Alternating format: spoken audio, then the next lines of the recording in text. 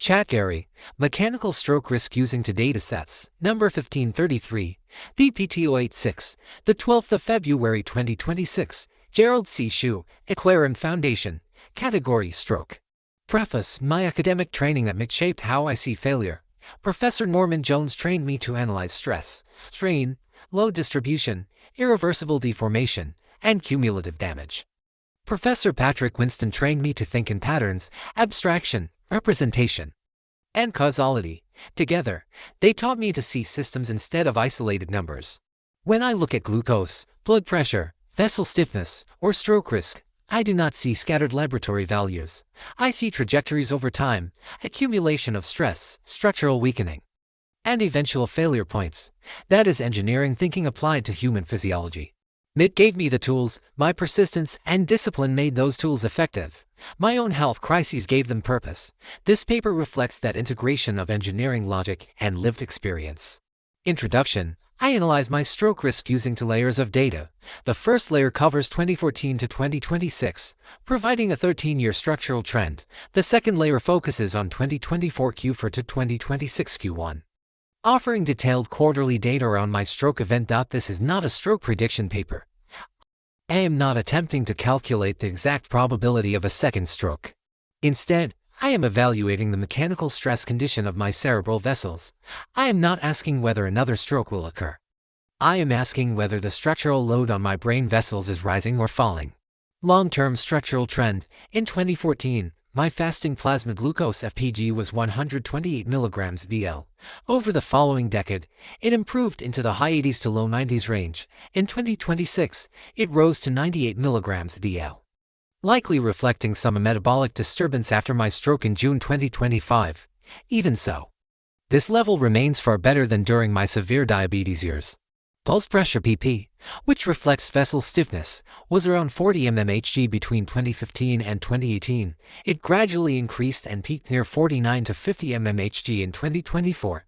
After my stroke, it declined to about 45 mmHg in 2025 to 2026. This pattern suggests that my vessel stiffness worsened before the stroke and improved afterward. Mean arterial pressure map, representing steady pressure load, was around 78 mmHg during 2016 to 2018. It rose to approximately 86 to 87 mmHg by 2023 to 2025, and then fell to 83 mmHg in 2026 Q1. This shows that chronic pressure load increased before the stroke and declined afterward. Before the stroke, higher PP combined with higher MAP created elevated mechanical stress. After the stroke, both values moved lower, reducing chronic load. This is not an emotional interpretation. It is a quantitative analysis of mechanics. Quarterly critical window. The quarterly data highlight the danger period. In 2024 Q4, PP was 50.61 mmHg and MAP was 91.77 mmHg. In 2025 Q1, PP rose to 51.90 and MAP was 90.06. In 2025 Q2, PP remained high at 47.71 while MAP stayed around 90.57. During these quarters, PP exceeded 50 and MAP hovered around 90 to 92, indicating stiff vessels under sustained pressure. In 2025 Q to June 21, 2025, I experienced a hemorrhagic stroke near the pontine region. Afterward, PP fell to 44.19 in 2025 Q3, 45.78 in 2025 Q4, and 45.10 in 2026 Q1. MAP declined to 84.21, 85.38, and 83.34 respectively. Now PP remains below 46 and MAP below 85, indicating a lower mechanical load condition. Chronic stress and acute trigger. My FPG before the stroke was in the mid-80s and not severely elevated. However, years of diabetes had already contributed to my cerebral microvessel calcification. The critical issue at the time of rupture was vessel stiffness combined with elevated pressure. Load. Chronic stress weakens structure, but rupture usually requires a trigger. In my case, that trigger was likely an acute SBP spike reaching 175 mmHg on June 21, 2025. Although I was not a chronic hypertension patient over 15 years of clinical records, one extreme spike applied to a calcified microvessel was sufficient to cause rupture. The pattern mirrors structural failure in engineering. Chronic load builds weakness, and acute overload causes final collapse. Post-stroke mechanical correction. In the 3 quarters following the stroke, 2 major improvements occurred. First, chronic load decreased. PP fell from above 50 to around 45. MAP declined from around 91 to 83 to 85. Second, SBP spike control became strict.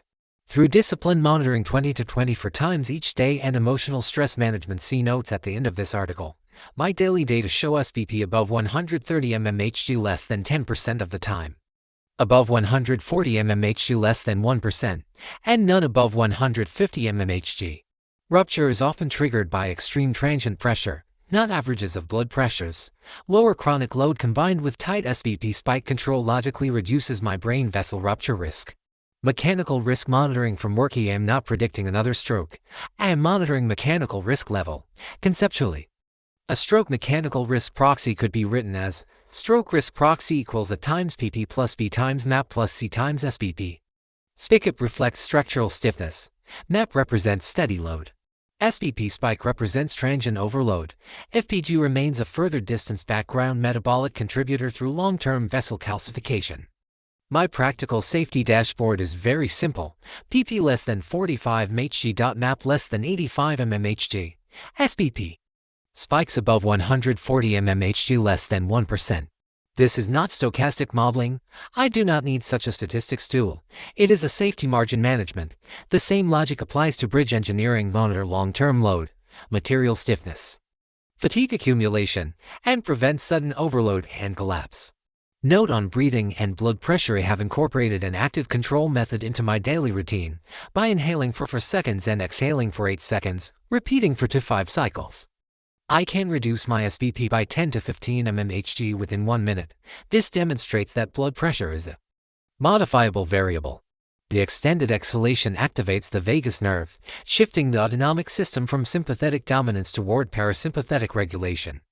The result is a measurable reduction in transient SBP load before it can impose structural stress.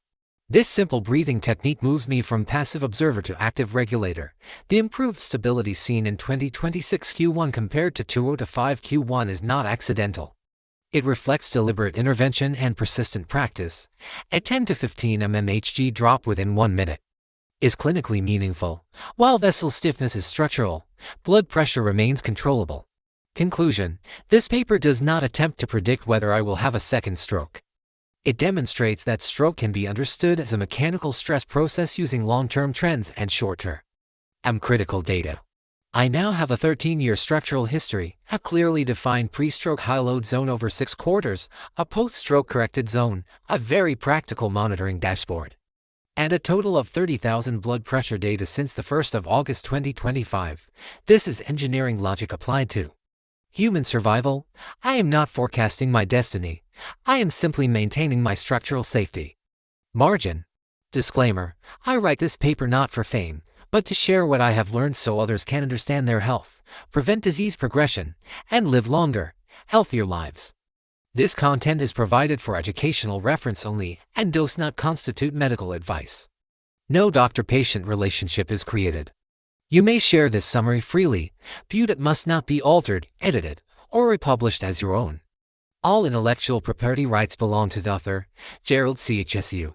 This content is provided for educational reference only and does not constitute a medical advice. No doctor-patient relationship is created. You may share this summary freely, but it must not be altered, edited, or republished as your own. All intellectual property rights and copyrights for this article and its related materials belong to the author, Gerald C.